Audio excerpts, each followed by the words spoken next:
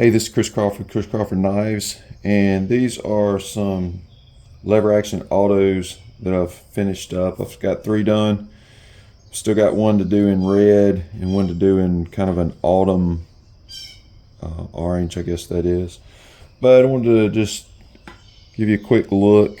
And so these were some orders from 2019, and just kind of getting around to finish them. Been mainly making slip joints, but think I'm going to start taking some more orders for these and get back active to making them. But I'll show you a few little features on this. So one thing, it's a pretty small auto, especially for a custom-made auto, and it's got a safety. So this is a feature that I started adding a few years back, based on the old stiletto style safety, where basically it slides up under the lever, prevents the lever from being pushed. You slide it out of the way.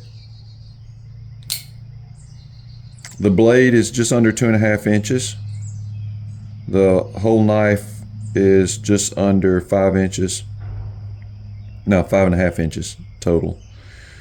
So another feature of this, I don't know if you can see down in there, but it's got an integral spring. So this back piece is the spring that throws it. So it doesn't have like a back piece with a spring inserted in it. So when you look down in there, it looks nice and clean. It's just like one piece. And then the lock bar also has an integral spring. But that's pretty much it. I do these.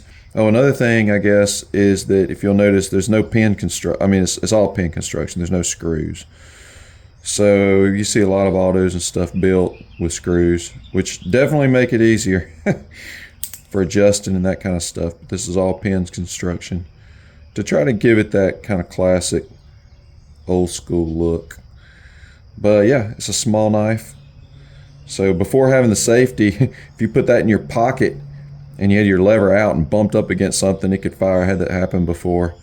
And but since putting the safety on there, it's a non-issue. So that's it. Thanks for looking.